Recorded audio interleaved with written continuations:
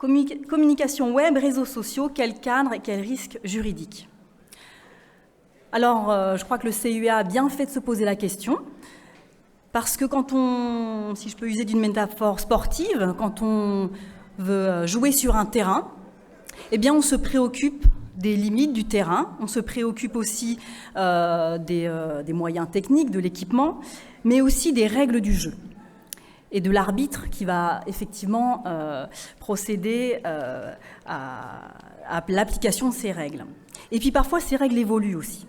Donc avant de se lancer, je dirais, dans l'arène, sur le terrain de la communication web et des réseaux sociaux, encore faut-il avoir bien circonscrit toutes les règles du jeu.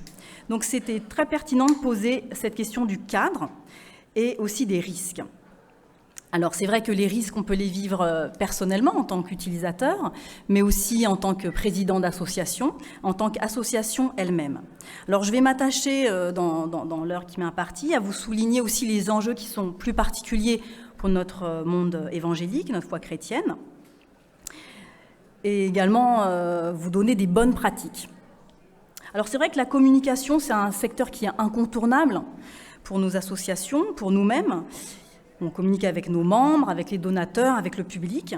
Et puis c'est très diversifié dans la forme, les newsletters, listes de diffusion, les sites, les réseaux sociaux, et même les réseaux sociaux eux-mêmes sont très diversifiés.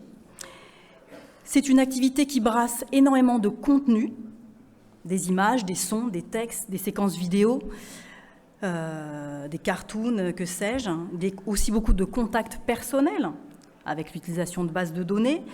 Et on va gérer de nombreux destinataires, de nombreux contacts de personnes. Et puis c'est surtout une activité qui met la lumière, qui place donc des propos, des contenus dans le public. Et donc c'est une activité qui expose vis-à-vis des tiers, mais aussi de l'administration. Et dans le cadre de nos convictions chrétiennes, il y a aussi des opinions qui peuvent être contredites, être mal interprétées. Et donc c'est une activité qui va mériter, effectivement, il y aura d'autres ateliers sur ce sujet, vraiment discernement et sagesse. Alors, on va avoir un premier point qui va être un petit peu copieux sur le cadre juridique de la communication web et des réseaux sociaux. Et puis après, quand on va aborder les risques et les mesures opérationnelles, vous allez voir, ça va être un peu plus pratique. Mais je pense qu'il est important de poser ce cadre pour que vous compreniez après les mesures pratiques qui vont avec. Alors le cadre. Alors au début de l'Internet, beaucoup pensaient qu'il y avait un vide juridique, même dans certaines revues juridiques, et qu'on entrait finalement dans une zone de non-droit, un petit peu une zone d'impunité, un terrain sans limite, sans arbitre, sans règles. En fait, en réalité, c'est une fausse idée. La communication a toujours été sous l'emprise du droit commun, et donc les règles qui s'appliquaient dans l'espace réel, de la presse, des journaux, se sont appliquées normalement aussi dans cet espace virtuel. Donc il n'y a jamais eu de vide sidéral, de vide juridique. Ça, c'est une première fausse idée à balayer. Mais effectivement, le droit est venu au fur et à mesure s'adapter plus spécifiquement aux outils de communication actuels. Alors, la première pierre du cadre, c'est de savoir de quelle activité nous parlons. Nous parlons donc de la communication web, des réseaux sociaux. Donc c'est avant tout au niveau juridique une activité de libre expression. Donc on va suivre la hiérarchie des normes. Tout en haut, nous avons donc les textes internationaux de l'ONU, notamment du Pacte international des droits civils et politiques, qui réglementent cette liberté d'expression. Nul ne peut être inquiété pour ses opinions, et toute personne a droit à la liberté d'expression. Ce droit comprend la liberté de rechercher, de recevoir et de répandre des informations et des idées de toute espèce, sans considération de frontières, sous une forme orale, écrite, imprimée ou artistique, et par tout autre moyen de son choix. L'exercice des libertés comporte des devoirs spéciaux et des responsabilités spéciales. Il peut en conséquence être soumis à certaines restrictions qui doivent toutefois être expressément fixées par la loi et qui sont nécessaires au respect des droits et de la réputation d'autrui, à la sauvegarde de la sécurité nationale, de l'ordre public, de la santé ou de la moralité publique. Déjà, on a un cadre qui est bien fixé par tout moyen, donc couvert par la liberté d'expression, mais aussi par des limites qui vont devoir être fixées par la loi pour des motifs précis. On a donc effectivement, si on descend d'un cran dans la hiérarchie des normes, les textes européens, et notamment la Convention européenne de sauvegarde des droits de l'homme et des libertés fondamentales, et son article 10, qui parle aussi du droit à la liberté d'expression. Si je vous lis ces textes, c'est pour que vous compreniez un peu mieux les principes sous-jacents. Toute personne, et là je vous l'ai mis, voilà, vous allez pouvoir suivre, toute personne a droit à la liberté d'expression. Ce droit comprend la liberté d'opinion, la liberté de recevoir et de communiquer des informations ou des idées sans qu'il puisse y avoir ingérence d'autorité publique et sans considération de frontières. Le présent article n'empêche pas les États de soumettre les entreprises de radiodiffusion, de cinéma et de télévision à des régimes d'autorisation. L'exercice de ces libertés comportant des devoirs et des responsabilités peut être soumis à certaines formalités, conditions, restrictions ou sanctions prévues par la loi, qui constituent des mesures nécessaires dans une société démocratique à la sécurité nationale, à l'intégrité territoriale et à la sûreté publique, à la défense de l'ordre et à la prévention du crime, à la protection de la santé ou de la morale, à la protection de la réputation et des droits d'autrui, pour empêcher la divulgation d'informations confidentielles ou pour garantir l'autorité et l'impartialité du pouvoir judiciaire. Ces textes sont importants et on a, si on descend encore d'un cran, notre droit constitutionnel français qui, notamment dans la Déclaration des droits de l'homme, dans l'article 10 et 11, nous indique que nul ne doit être inquiété pour ses opinions, même religieuses, pourvu que leurs manifestations ne troublent pas l'ordre public établi par la loi. L'article 11, la libre communication des pensées et des opinions est un droit les plus précieux de l'homme. Tout citoyen peut donc parler, écrire, imprimer librement, sauf à répondre des abus de cette liberté dans les cas déterminés par la loi. Donc vous voyez que l'équilibre, c'est que toute personne a droit à la liberté d'expression, mais que bien entendu, il y a certaines limites qui vont être encadrées par la loi, donc par des textes qui auront été votés par le Parlement, et pour des raisons qui sont justifiées par la liberté d'autrui ou par un intérêt supérieur. Alors c'est vrai qu'avec l'évolution des techniques, le droit français est venu apporter encore des éclaircissements sur cette liberté. Et en 2004, il y a eu donc la loi pour la confiance dans l'économie numérique qui est parue et qui, dans son article 1, est venue poser ses bases en matière de liberté. Je vous le lis. La communication au public par voie électronique est libre. L'exercice de cette liberté ne peut être limité que dans la mesure requise, d'une part par le respect de la dignité de la personne humaine. Attendez, je crois que je vous avais mis le texte. Donc les limites possibles, la dignité de la personne humaine, la liberté ou la propriété d'autrui, le caractère pluraliste de l'expression des courants de pensée et d'opinion, la sauvegarde de l'ordre public, pour les besoins de la défense nationale, pour les exigences de service public, par les contraintes techniques inhérentes aux moyens de communication, ainsi que par la nécessité des services audiovisuels et de développer la production audiovisuelle. Donc ainsi, voilà, l'équilibre, c'est qu'on a donc une liberté, notamment dans la communication électronique, mais effectivement aussi une conciliation avec d'autres libertés ou des intérêts publics majeurs. Alors quelles sont ces autres libertés ou ces intérêts publics majeurs ? On les a cités donc, en lisant l'article 1er de la loi pour la confiance en l'économie numérique, dignité, liberté, propriété, pluralisme, ordre public, défense nationale. Mais ensuite, il y a aussi la loi sur la liberté de la presse.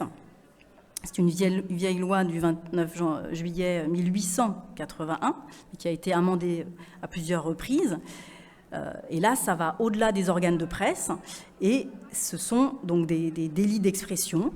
Donc c'est la diffamation, l'injure publique, la provocation à la haine ou à la discrimination, le respect de l'instruction, le respect de la présomption d'innocence, la contestation d'existence d'un crime contre l'humanité, le secret de l'identité des personnes victimes d'agressions sexuelles, l'apologie de crimes de guerre ou de terrorisme. Il y a aussi l'incitation à l'usage de produits stupéfiants, le négationnisme. Et donc, pour une illustration, ce sont des textes qui sont utilisés très couramment, notamment pour les délits de diffamation. Et sur les réseaux sociaux, par exemple, la personne qui a créé le hashtag Balance ton porc, eh bien, a été aussi condamnée en première instance par le tribunal de grande instance de Paris en septembre 2019 pour diffamation. Parce qu'après son hashtag, elle a ensuite pointé et elle a dénoncé le premier homme qui a été dénoncé comme un porc. Elle l'a accusé de harcèlement sexuel au travail, qui était un fait grave. Et en fait, dans le jugement, il a été considéré qu'elle avait dépassé les limites de la liberté d'expression par manque de prudence dans ses propos et qu'elle avait associé donc le nom de cette personne avec le terme de porc. Ça suffisait à constituer une diffamation. Voilà une illustration. Une autre liberté donc, qui est en jeu, c'est la vie privée. On va y revenir un peu plus dans le détail tout à l'heure, mais le respect de la vie privée, c'est l'article 9 du Code civil, c'est l'article 8 de la Convention européenne des droits de l'homme, mais c'est aussi la loi informatique et liberté de 1978 sur les traitements de données personnelles, et puis le RGPD, donc le Règlement général de protection des données de mai 2018. Et la vie privée, c'est aussi le droit à l'image, le droit au respect de son nom aussi. Donc ça recouvre une liberté en tension avec la liberté d'expression. On a parlé aussi de propriété privée, là aussi, ça fait partie de nos libertés. Et dans la propriété privée, ce qu'on va retrouver surtout dans la matière, dans le domaine de la communication, c'est quoi? C'est la propriété intellectuelle. La propriété sur les œuvres de l'esprit et la propriété aussi sur les marques. Et donc cela, ça va être protégé par le Code de la propriété intellectuelle. Et il y a d'autres dispositions légales qui vont, pour des motifs d'intérêt majeur, permettre de limiter la liberté d'expression.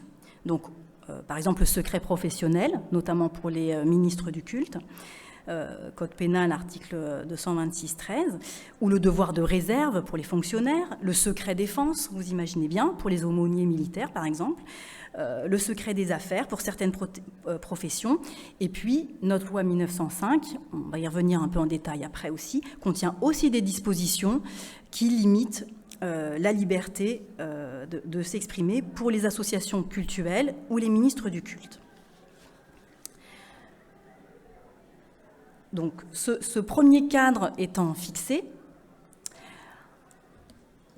on va maintenant voir le cadre des responsabilités. Parce que quand on parle du cadre et de risque, on va forcément parler de responsabilité civile, donc il faut réparer un dommage, ou pénale, il faut payer parce qu'on est en infraction contre la loi, et il va y avoir une peine d'amende ou une peine de prison.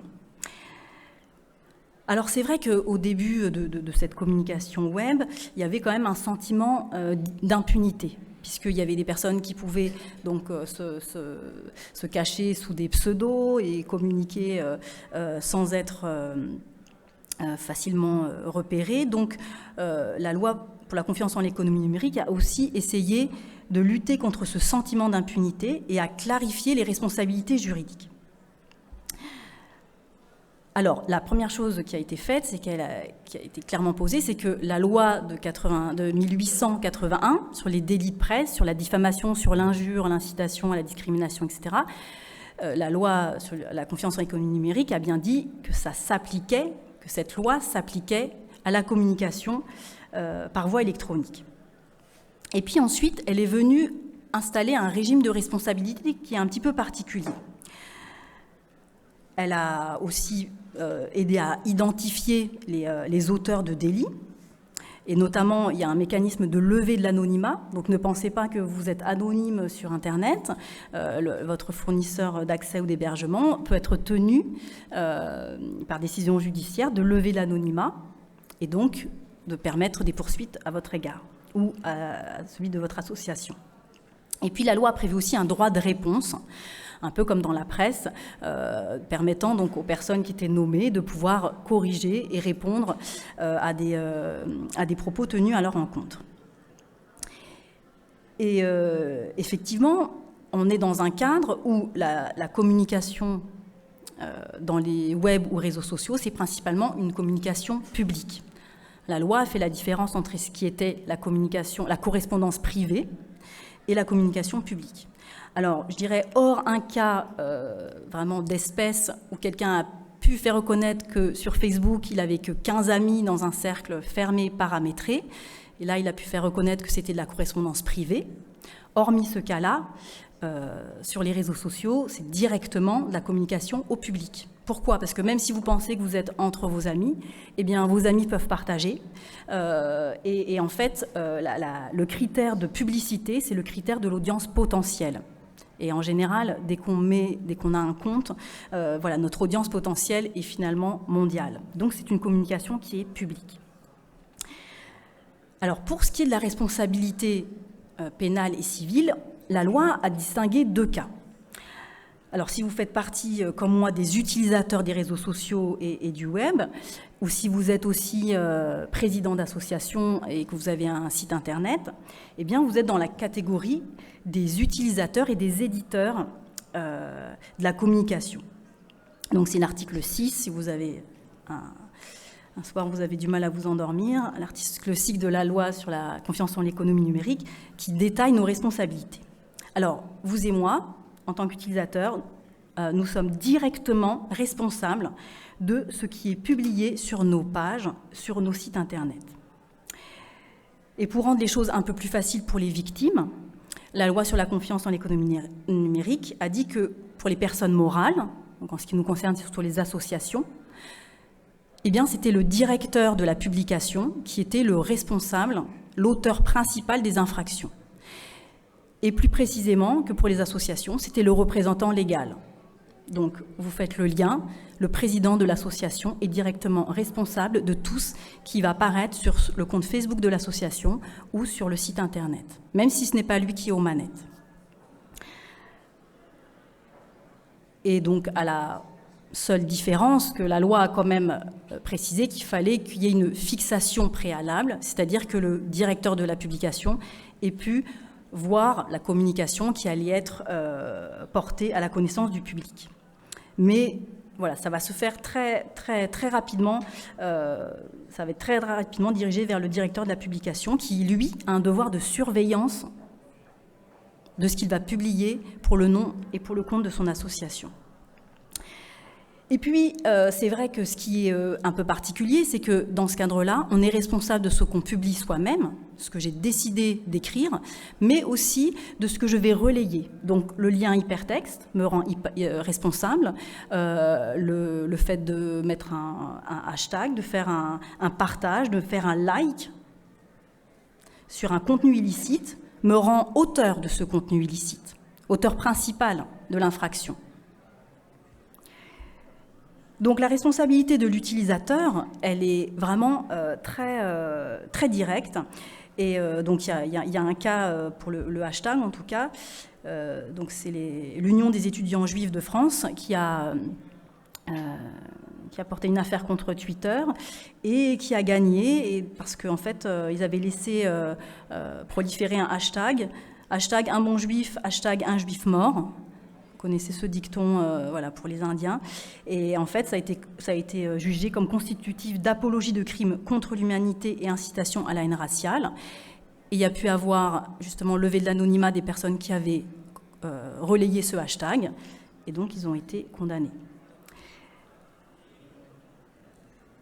Par ailleurs, donc ça c'est la responsabilité frontale en tant qu'utilisateur et éditeur. Pour les opérateurs des réseaux sociaux, et pour les fournisseurs d'accès, la chose est différente.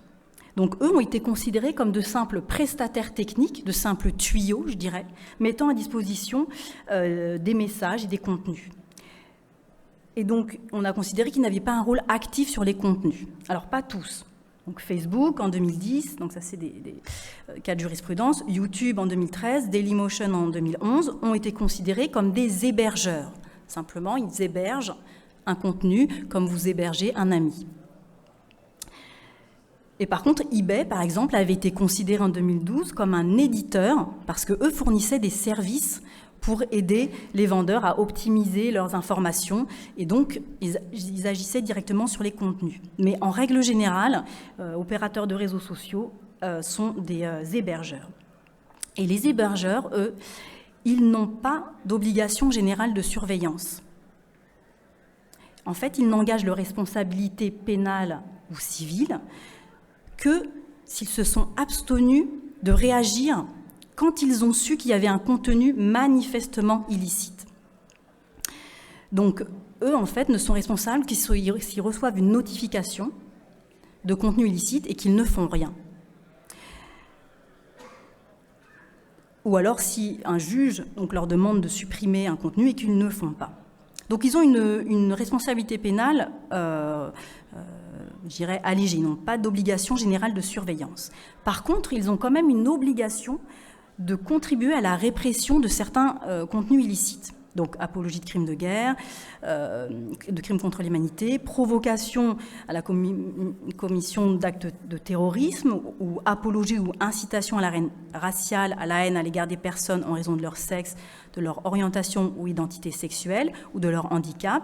Ils ont un devoir donc de contribuer à la répression contre la pornographie infantile, contre l'incitation à la violence, contre l'incitation à la violence sexuelle et sexiste, et contre les atteintes à la dignité humaine. Donc ils n'ont pas de devoir de surveillance générale, ils ont un devoir de réagir si on leur notifie un contenu illicite, manifestement illicite, mais par contre ils doivent contribuer à éliminer les contenus illicites. Évidemment, vous le savez, ils doivent mettre en place un dispositif qui permet la notification de contenus illicites, le signalement. Et puis, en cas de souci, ils doivent informer les autorités publiques compétentes. Et donc, permettre aux procureurs, notamment de la République, de se saisir de certaines affaires. Et ils doivent aussi rendre public ce qu'ils font dans la lutte pour le contenu illicite. Donc, ils ont quand même une certaine pression dans ce domaine.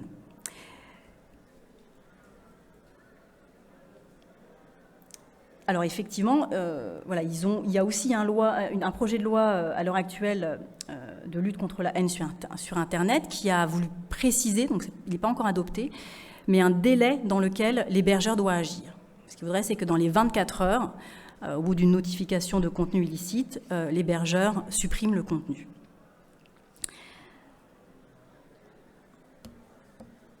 Alors, là, je vous ai exposé le cadre d'ordre public, c'est-à-dire la loi qui s'applique. Mais effectivement, vous savez bien que les opérateurs sont des opérateurs privés. Et donc, quand vous voulez devenir un utilisateur de Facebook, Insta, Snapchat, Pinterest, etc., eh bien, vous devez cliquer « Oui, j'accepte les conditions d'utilisation ». Donc ça, c'est le cadre privé. Vous signez un contrat.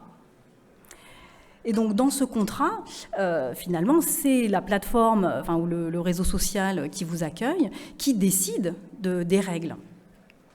Et ces règles peuvent être aussi beaucoup plus contraignantes que ce que la loi vous permet de dire ou de ne pas dire, parce que cette plateforme, ce réseau, peut avoir aussi une politique une politique de communication, une politique de ce qu'ils veulent ou pas sur leur réseau. Et donc, ils peuvent aussi restreindre ce cadre. Et je dirais dans un cadre qui est globalisé, qui est mondial, vous imaginez que notre loi peut être beaucoup plus permissive que dans d'autres États. Donc, les plateformes et les réseaux sociaux qui agissent mondialement, elles ont parfois elles ont une tendance à réduire au plus strict pour éviter les risques. Et donc, dans ces plateformes, hein, voilà, je n'ai pas fait d'études comparatives, je n'ai pas eu le temps, mais il peut y avoir des mécanismes de notification qui sont plus ou moins efficaces ou renforcés. Et puis, la sanction contractuelle, si on trouve un contenu illicite sur votre site, ça va être la suppression de ce contenu, mais ça peut aller jusqu'à la suppression de votre compte, et donc de votre identité virtuelle, numérique, comme on en parlait ce matin. Il faut savoir aussi qu'à l'heure actuelle, les opérateurs, donc les grands réseaux sociaux, sont aussi sous une sorte de contrainte de devoir à la fois surveiller les contenus et de devoir décider de ce qui est illicite, manifestement illicite ou pas. Et aujourd'hui, ils en sont arrivés à dire que le coût de gestion de ces contenus est tel qu'ils vont investir dans l'intelligence artificielle pour pouvoir surveiller, contrôler ce qui passe dans leurs tuyaux et pouvoir aussi faire un tri.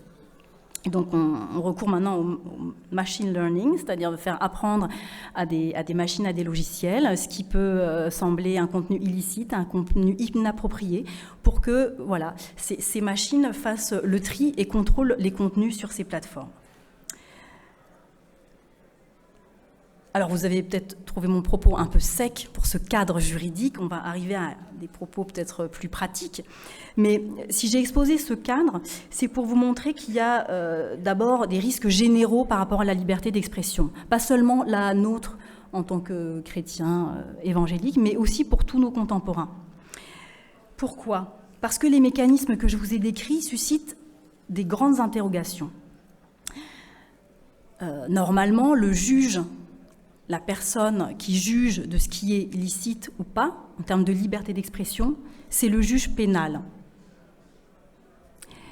Et vous voyez que dans les mécanismes que j'ai décrits, finalement, les personnes qui vont décider ou supposer qu'un contenu est illicite, ce ne sont pas du tout les cours pénales, les tribunaux des juridictions pénales, mais ce sont des utilisateurs privés ou alors justement les réseaux sociaux eux-mêmes. Et donc le juge pénal, lui, permet quand même lors d'un procès une garantie du droit de la défense, garantie d'une jurisprudence aussi qui suit une certaine ligne, garantie justement de la compréhension des premiers textes que je vous ai lus, du Pacte international des droits civils et politiques de l'ONU, de la Convention européenne des droits de l'homme.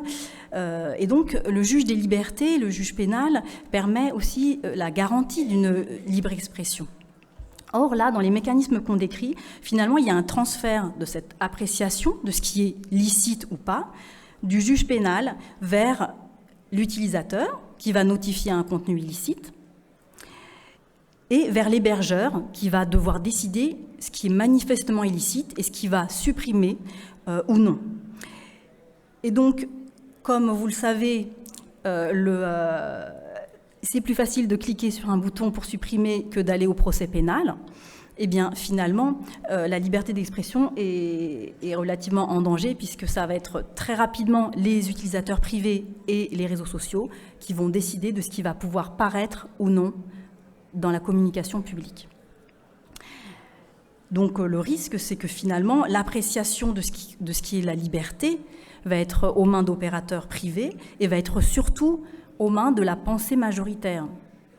Parce que, voilà, ça va être la pensée majoritaire, la pensée unique, ou alors une certaine militance, c'est-à-dire des gens qui vont être constamment en train de traquer sur les réseaux sociaux ce qui les dérange, ce qui est contre ce que eux veulent défendre, et qui vont donc, notifier un contenu illicite, et donc, quelque part, assurer un nettoyage du web de ce qu'ils n'ont pas envie d'entendre ou de ce qui les dérange.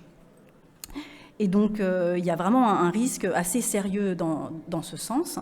Je vous le disais tout à l'heure aussi, le risque que ce soit l'intelligence artificielle qui fasse ce rôle de décider ce qui est un contenu illicite ou non, ou audible ou non. Et donc, le risque d'instrumentalisation aussi par des groupes de pression qui vont pouvoir agir.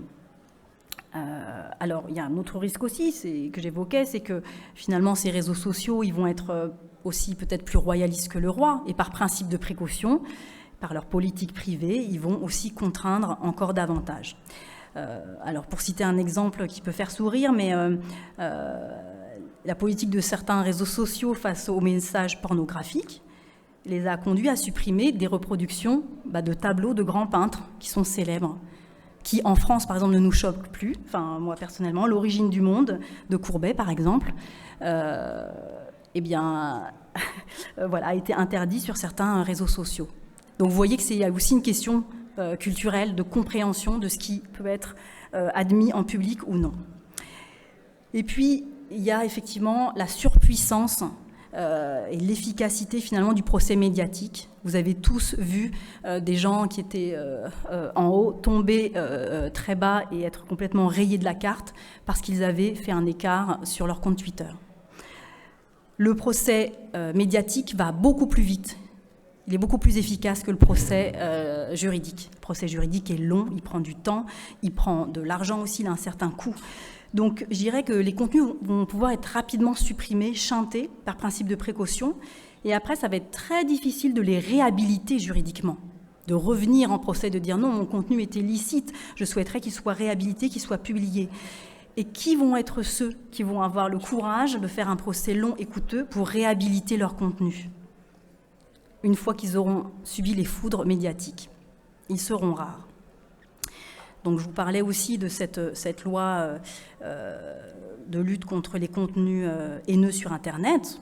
Moi, je suis tout à fait pour qu'il y ait moins de haine sur Internet, mais c'est vrai qu'encore faut-il savoir ce qui constitue cette haine, et si c'est le juge pénal qui va le décider avec certaines garanties, ou si ce sont les utilisateurs eux-mêmes ou les plateformes eux-mêmes.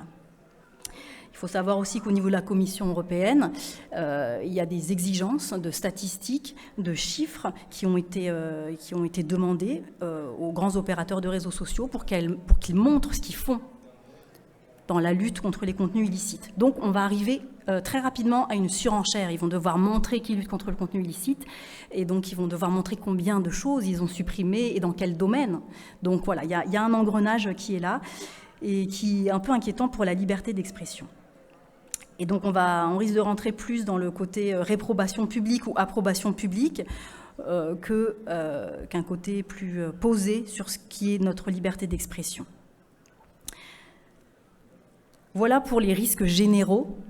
Maintenant, on va venir aux risques plus particuliers, les risques qui sont les vôtres en tant qu'individu, soit en tant qu'utilisateur, soit en tant que président d'association et donc directeur de la publication de vos sites ou de vos pages ou de vos comptes. Donc effectivement, il y a une responsabilité pénale dans la plupart des cas, une responsabilité civile donc pour les dommages et intérêts.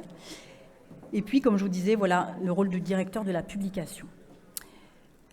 À quoi ça nous engage? Ça nous engage, une fois qu'on sait ces choses, à prendre des mesures opérationnelles, c'est-à-dire à ne pas laisser passer le train sans monter dedans et à agir. Donc on va venir à un côté plus pratique sur ces questions-là. Alors c'est vrai que c'est très important de se poser d'abord pour savoir qui va être responsable du contenu. Dans vos associations, identifiez qui est aux manettes opérationnelles de ce qui est publié directement sur vos comptes ou sur vos pages ou sur vos sites. C'est très important, et c'est important d'identifier qui est juridiquement responsable. Je vous rappelle, le directeur de la publication, c'est le président de l'association. Alors effectivement, il va falloir renforcer un contrôle préalable de ce qui est de ce qui est publié, ou si on ne peut pas le faire, du moins, arriver à être plus réactif en cas de notification ou si on estime qu'on est en risque. Effectivement, et là on va venir un peu en entonnoir, il faut vous informer sur le cadre juridique et aussi contractuel des espaces où vous publiez. Moi j'avoue, je n'ai pas eu le temps de regarder très en détail les conditions d'utilisation Facebook ou Insta ou Twitter, mais renseignez-vous, regardez bien, parce que les politiques de communication peuvent être diverses. Et donc ça nous amène à définir, si on veut se sécuriser, il faut définir avec votre responsable de com une politique claire et sécurisée. Sur quoi on ne va pas parler, sur quoi on va parler, comment on va le faire, et déjà d'avoir des bonnes assises pour être sûr, si vous êtes président d'association par exemple, qu'il ne va pas y avoir de dérapage et incontrôlé. Après, voilà, quel est le contenu? Quels sont les risques concrets? Alors, assez rapidement, le premier risque, c'est celui de voler, de voler des gens, c'est-à-dire de voler leur propriété intellectuelle. C'est la contrefaçon, c'est un délit civil et pénal. Donc c'est contrefaçon de droits d'auteur ou des marques. Effectivement, aujourd'hui, on peut tout copier assez facilement, des images, des sons, des textes, voilà, dans notre communication. Sachez que le droit d'auteur, il est présent pour toutes les œuvres de l'esprit. Et il est présent jusqu'à 70 ans après la mort de l'auteur, et qu'on ne peut pas utiliser une œuvre sans avoir l'accord express de l'auteur, et éventuellement une rémunération s'il le souhaite. Donc évidemment, sauf les cas de parodie ou de citation, voilà, il y a quelques exceptions, mais il faut faire très attention à ça. Et je dirais, c'est pas juste pour vous faire peur, c'est qu'il y a certaines églises qui ont reçu des lettres d'avocats de certaines grosses, de l'AFP, hein, c'est un cas que j'ai traité, qui demandaient réparation, puisqu'il y avait une photo qui avait été publiée sur leur site internet, très belle photo d'Haïti pour un projet humanitaire, mais dont l'Église n'avait pas les droits. Donc qu'est-ce qu'on fait? Alors effectivement, il y a aussi des sociétés qui cherchent à se faire de l'argent autour de cette question-là, mais il y a aussi une vraie question, c'est-à-dire que si elles poursuivent, ces sociétés gagneront, parce que si on n'a pas une autorisation de l'auteur de la photographie, eh bien on sera en contrefaçon, et même si on est de bonne foi, eh bien ça sera un délit. Donc attention à ça. On est aussi responsable de tout ce qu'on fait avec l'abonnement et à notre fournisseur d'accès Internet, par exemple le téléchargement illégal, etc. Vous savez que la Haute Autorité pour la diffusion des œuvres et la protection des droits sur Internet, Hadopi, traque aussi tout ça. Et donc je connais une association qui a reçu une notification, première mise en demeure, parce qu'il y avait du téléchargement illégal à travers sa connexion Internet. Donc attention à ça. Je ne passe pas trop de temps là-dessus, c'est assez clair, mais il faut absolument être conscient de ça. Soit on utilise du contenu libre de droit, hein, il y a aussi des bases de données qui sont libres de droit, des possibilités, soit on obtient une licence d'utilisation, donc ça peut être à titre gratuit ou onéreux, et même si c'est du fait maison. Voilà, on s'assure que la personne qui a fait la photo est d'accord pour qu'on l'utilise dans tel contexte. Et puis on fait attention parce qu'on peut avoir des recours sur ce sujet-là. Ce n'est pas seulement des cas d'école. Et on peut parallèlement aussi se protéger. C'est-à-dire que vous aussi, vous pouvez être victime d'abus. Hein, victime de vol de propriété intellectuelle. Et donc dans ce cas-là, c'est bien aussi de connaître vos droits et de pouvoir les exercer. Alors, vie privée, on en parlait. Pour nos associations, il y a un gros risque, c'est celui du droit à l'image. Il y a des photographes, je sais, dans la salle, et ils connaissent bien ces questions-là. Effectivement, on ne peut pas utiliser l'image d'une personne sans avoir obtenu son autorisation. Et ce n'est pas parce que cette personne a posé devant votre caméra que pour autant, elle est d'accord pour que vous utilisiez sa photo pour illustrer tel ou tel événement ou tel thème d'actualité.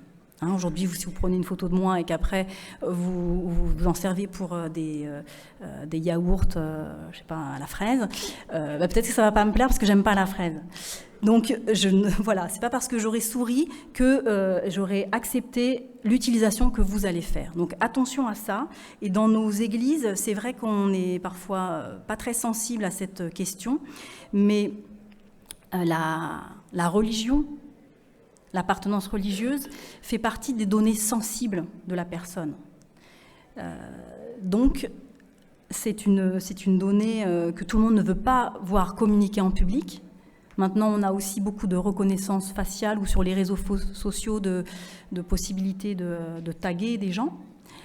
Il y a des personnes dans nos assemblées, dans nos associations, qui ne veulent pas forcément être identifiées, soit pour des raisons professionnelles, des raisons de confidentialité, etc., comme un chrétien évangélique. Et donc, c'est des questions qui sont importantes à respecter.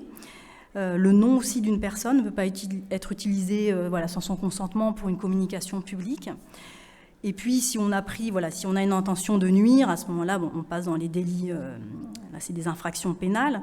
Mais bon, je dirais plus généralement, il faut être vigilant à cela. Alors, bien entendu, on parle de la vie privée des personnes. Moi, je pense que la pratique religieuse fait partie de cette vie privée. Donc, attention aux photos de personnes dans les cultes. Ce qui est important, c'est de demander ou de présenter. On ne peut pas avoir une autorisation parfois écrite de tout le monde, mais d'annoncer qu'il va y avoir des photographies, qu'elles vont être éventuellement publiées. Les gens qui ne veulent pas être pris en photo, on s'arrange pour qu'ils se mettent dans un angle mort ou que le photographe soit au courant ou qu'il porte une pastille de couleur pour certains événements, par exemple. Donc, on se prémunit dans ce cadre-là. Et puis, c'est vrai que bien que l'Église soit un lieu public, cette donnée sensible de la religion, je pense, ne peut pas être exposée au public sans l'accord de la personne. Et puis, un endroit très, très sensible, c'est celui de l'image des mineurs. Vous imaginez bien pourquoi. Mais dans nos assemblées, dans nos associations, on peut aussi avoir des mineurs qui sont sous l'autorité parentale de parents qui sont séparés, qui sont en litige. Attention à cette utilisation. Et puis après, il y a d'autres risques pour les mineurs sur les images sur Internet. Donc, il faut avoir une autorisation parentale signée des 2 parents pour l'utilisation d'images sur les mineurs. Il faut surtout éviter d'utiliser ces images dans les publications. Voilà, sur ce plan, se prémunir. Et puis on peut faire évidemment des photos de foule où les gens ne sont pas reconnaissables, des photos d'actualité ou des photos qui prennent un ensemble. Mais à partir du moment où une personne est identifiée et ressort du lot pour illustrer quelque chose, il faut avoir son autorisation. Alors, vie privée et données personnelles. C'est pas quelque chose de très nouveau. On a fait tout un buzz autour du RGPD 2018. Effectivement, au niveau européen, c'était nouveau parce que certains de nos pays membres de l'Union européenne n'étaient peut-être pas très au top sur ces sujets-là. Mais nous, en France, on était quand même déjà très avancés. Et je pense que le RGPD s'est beaucoup inspiré de notre loi informatique et liberté qui date de 1978. Donc, comme moi, elle n'est pas toute jeune. Et donc, ce n'est pas quelque chose de nouveau. Par contre, c'est vrai qu'il y a un pas à faire entre la loi informatique et liberté et la mise en conformité RGPD. C'est un peu plus lourd, c'est beaucoup plus documentaire. Donc, effectivement, on pourrait y passer des heures. Je vais vous épargner cela. Il y a toute une liste de choses qu'il faut faire. Il faut déjà comprendre quelles sont les données que vous traitez, essentiellement pour vos associations, et pour quel objet. Il faut être fair-play, il faut collecter ces données avec des mentions d'information correctes. Il faut assurer les droits d'accès, de rectification, de suppression. Il faut respecter les finalités. Si vous avez collecté pour l'annuaire de l'Église les données, n'utilisez pas ces données pour, de l'événementiel ou votre pub pour votre société. Ça paraît logique, mais respectez la finalité de la collecte, les durées de conservation. Avoir un sous-traitant qui est dans l'Union européenne, puisqu'il est aussi soumis au RGPD, donc on est sous la même loi. Et puis des obligations de sécurité, de confidentialité. Là où je vais passer peut-être un petit peu plus de temps, c'est sur la question du DPO, donc du délégué à la protection des données personnelles, et de l'analyse d'impact. Pourquoi ? Parce que selon la loi informatique et liberté et aussi donc le RGPD, l'appartenance religieuse est une donnée sensible, donc une donnée particulièrement protégée. Normalement, d'ailleurs, vous savez, l'État n'a pas le droit de collecter cette donnée en France sur nos appartenances religieuses. Ou alors, il faut que ça soit fait de manière anonyme, mais c'est une donnée qui ne peut pas être collectée. Effectivement, en tant qu'association cultuelle, en tant qu'association avec des convictions chrétiennes, vous allez collecter des données de vos membres, de vos donateurs et même de tiers. Et le fait qu'ils soient dans vos bases de données, c'est forcément un indicateur de leur appartenance religieuse, réelle ou supposée. Donc c'est une donnée sensible. Alors, pour base légale, pour les membres, c'est effectivement le contrat. Quand on est membre d'une association, c'est comme si on avait passé un contrat. Donc ça ne pose pas de problème. Pour les tiers, par contre, ça ne pose pas de problème. Il faut qu'ils aient consenti et que vous ayez collecté avec les mentions qu'il faut. Mais pour les tiers, il faut un consentement express. Alors, quelles sont nos obligations quand on collecte des données sensibles ? Alors, si on collecte des données sensibles et que c'est à grande échelle, donc là, la CNIL fournit quelques indications, mais en gros, c'est à vous de voir selon le volume, selon la catégorie de données, selon le fait que vous êtes national ou mondial, si vous estimez que vous êtes à grande échelle.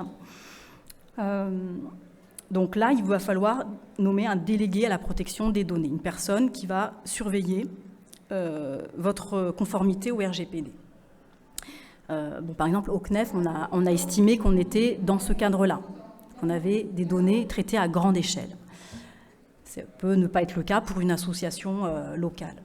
Et puis, très très récemment, la CNIL a sorti une délibération sur la liste des traitements qui ne devaient pas avoir une analyse d'impact. Parce maintenant, on doit fournir une analyse d'impact d'ici 2021 en cas de violation du RGPD. Et donc, ça a été très intéressant, cette délibération. Elle a dit que pour les associations qui traitaient donc des données de leurs membres ou de leurs sympathisants, il n'y avait pas besoin d'analyse d'impact. Alors, j'ai fait ouf, sauf que la délibération indique que ce n'était pas le cas pour ceux qui collectent des données sensibles. Donc, si vous collectez des données sensibles religieuses, il va falloir faire un document d'analyse d'impact en cas de violation des données personnelles de vos membres. Et donc la CNIL met à disposition un logiciel open source pour faire ce document. J'avoue que moi-même, je dois m'y plonger et on pourra en reparler dans d'autres séances passionnantes. Alors, rapidement sur les points techniques aussi, on a cette question des dons en ligne qui revient assez souvent. Alors, je vais tout de suite vous rassurer, sur les dons en ligne, il n'y a pas de souci concernant les associations cultuelles. Il n'y a pas d'obligation qui concerne les associations cultuelles. Par contre, pour les autres, donc on a cette loi d'août de 1991 qui a été modifiée en 2019, donc c'est assez récent, sur l'appel public à la générosité, et elle impose en fait aux associations et aux fondations, etc., de devoir établir un compte emploi des ressources, des comptes annuels et une déclaration préalable à l'appel public à la générosité quand elles reçoivent des dons en ligne, qu'elles ont des modules de dons en ligne. Et donc ça peut être donc sur Internet, par SMS, par le crowdfunding ou par d'autres biais. Alors, ce qui est plutôt rassurant, c'est qu'il y a un seuil. Et ce seuil, c'est le même que celui qui impose au recours au commissaire aux comptes. Donc, c'est le seuil des dons de 153 000 €.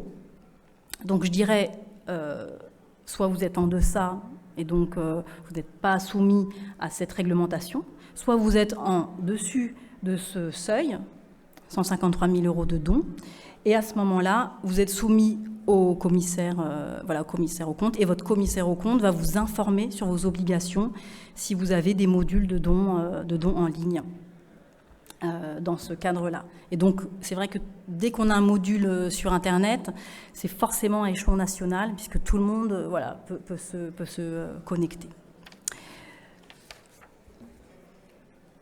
Alors, on en vient, et j'ai gardé ça exprès pour la fin, à nouveau à nos questions de liberté d'expression. Effectivement, ce qui va être plus questionnant pour nous, c'est la liberté d'expression et de nos convictions chrétiennes, soit du fait de faire de l'évangélisation, de vouloir porter l'évangile à nos contemporains par la voie des médias web, soit le fait d'évoquer notre doctrine chrétienne, alors notamment sur la sexualité, la famille, la dignité humaine. et donc c'est ce qui va pouvoir être voilà, le plus sensible. Donc là, j'ai mis donc cette photo du livret Libre de le dire à l'Église. Il est toujours d'actualité. Il y a aussi Libre de le dire dans le public, qui est toujours d'actualité. Les lois n'ont pas, pour l'instant, bougé sur ce sujet-là. Et donc, dans ces livrets, on a aussi voilà, des conseils à vous donner sur ce sujet. Effectivement, ce qui va être plus tendu pour nous, ça va être les délits, donc les infractions de notre loi sur la liberté de la presse, particulièrement qui ont trait à la provocation, à la discrimination à l'égard d'une personne ou d'un groupe de personnes en raison de leur sexe, de leur orientation ou identité sexuelle. Il pourrait y avoir aussi en risque pour nous ce qui est lié à l'appartenance à une religion déterminée, une autre que la nôtre, par exemple. Donc ça, c'est les cas qui pourraient être sensibles pour nous, ou les cas de diffamation ou d'injure. Pourquoi je dis ça? C'est parce que dans notre actualité et notre jurisprudence actuelle, on a quelques affaires sur ces sujets. Souvenez-vous de l'affaire qu'on a appelée l'affaire des chrétiens de Jarnac. Là, ce sont des chrétiens qui avaient distribué donc là, c'est pas sur les réseaux sociaux, mais ils avaient distribué un tract pour inviter à des réunions. Et ce tract voilà, contenait le simple témoignage d'un jeune qui était homosexuel et qui avait trouvé dans l'église un accueil, un accueil, et qui donc invitait les gens à rejoindre l'église. Eh bien, donc ces chrétiens ont été ce tract est tombé dans la main de certaines associations de défense LGBT, et donc ces deux chrétiens ont été traînés devant le tribunal correctionnel d'Angoulême en 2015. Ils ont été condamnés pour provocation à la discrimination en raison de l'orientation sexuelle et pour injure. C'était un épisode assez difficile à vivre pour eux. Ils ont été bien défendus et heureusement, en 2016, la Cour d'appel de Bordeaux leur a jugé la relaxe de ces deux frères pour vice de procédure. Mais bon, il faut savoir qu'effectivement, voilà, derrière cet épisode, on a bien vu voilà, l'envie d'associations militantes aussi de pouvoir faire un cas exemplaire, un cas d'exemple. Et ce qui était très intéressant, c'est qu'effectivement, lors des jugements et des débats, il a été vraiment question du contenu de ce tract. Est-ce que vraiment ce tract appelait à la discrimination? Est-ce qu'il était injurieux? Donc il y a eu un débat très pertinent sur le contenu de l'acte et aussi sur l'intention des personnes. Bon, le tract, franchement, n'avait aucune velléité. C'était un tract pour accueillir des gens dans l'église. Le problème, c'est que son titre, voilà, il y a un moment, c'était marqué « guéri de l'homosexualité ». Donc ça avait forcément déplu.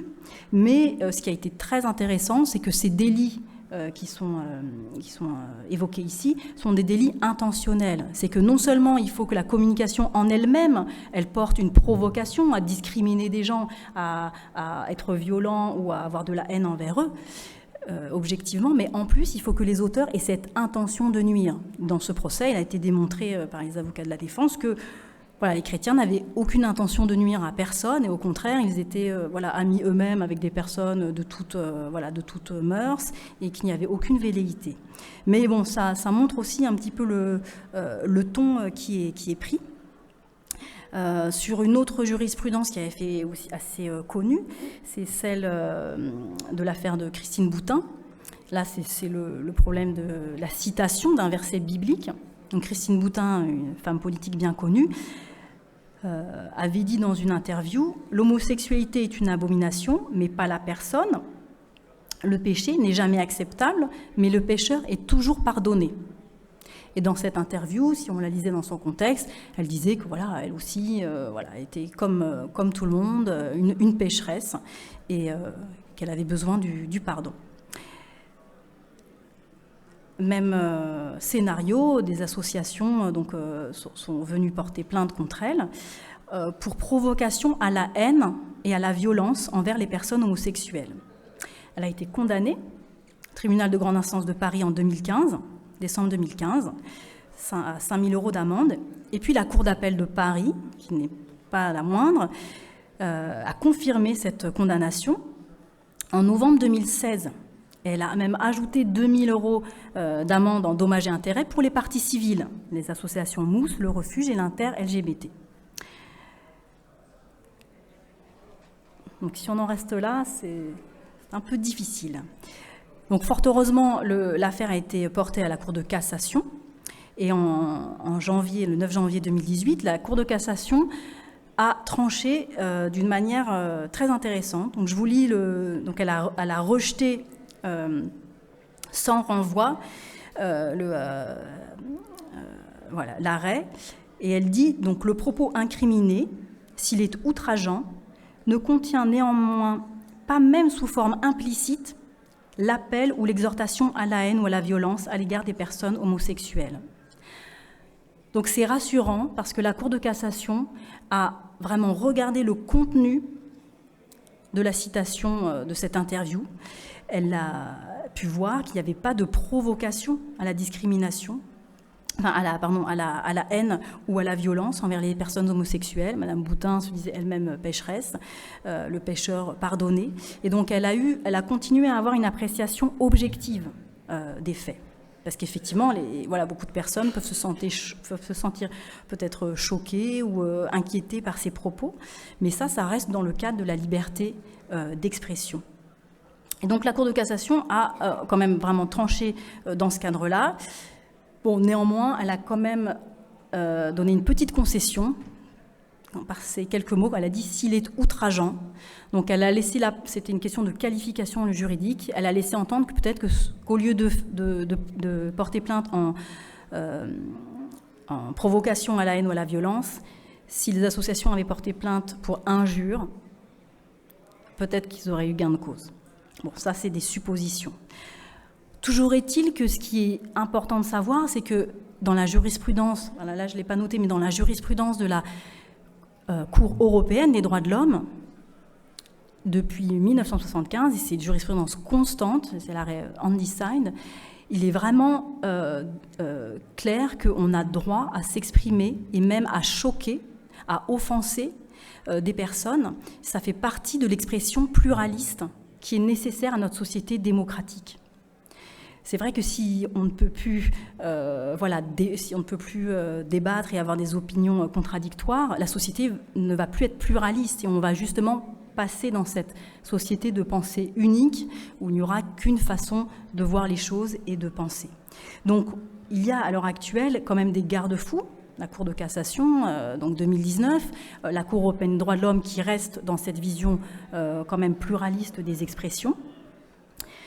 Mais nous sommes tout de même dans un contexte français qui est assez difficile, avec une forte pression des lobbies LGBT et une sorte d'incompréhension actuelle entre la façon dont nous voulons présenter une doctrine chrétienne sur la sexualité et sur la famille et leur ressenti, c'est-à-dire qu'ils se ressentent offensés par cette doctrine, alors qu'elle n'a aucune intention de leur nuire et aucune intention de les blesser ou de ne pas porter cas à leur dignité personnelle, puisque tous sont pécheurs.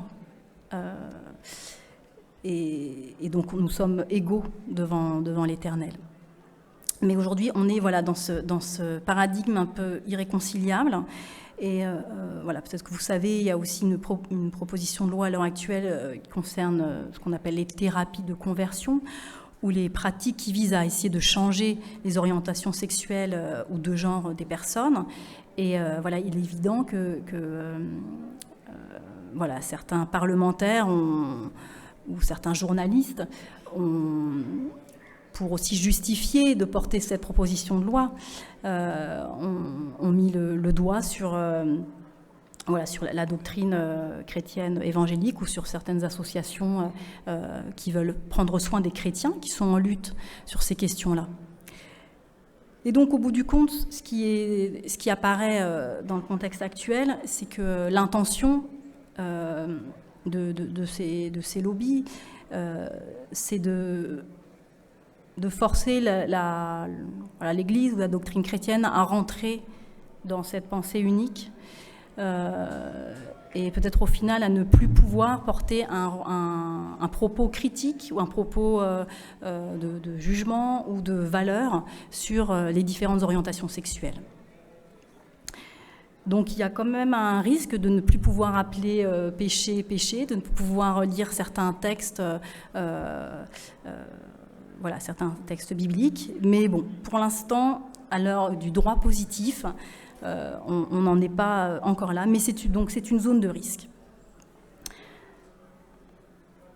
Je vous en avais parlé dans la première partie, infraction prévue par la loi 1905. Là, on est plutôt sur le contexte de la laïcité.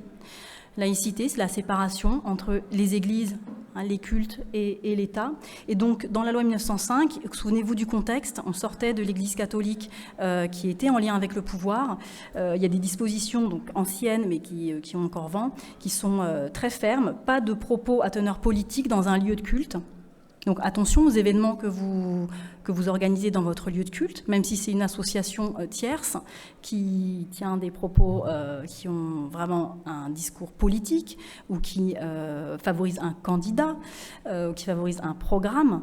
Voilà, le lieu de culte doit rester neutre par rapport à la politique. Et ça ne veut pas dire qu'on ne peut pas avoir un avis chrétien sur des phénomènes d'actualité, mais en tout cas, voilà, c'est ne pas avoir une réunion politique ou ne pas s'adresser à des dirigeants politiques quand on est dans un lieu de culte pour les interpeller sur les affaires, pour les interpeller sur leur foi, sur la Bible, sur notre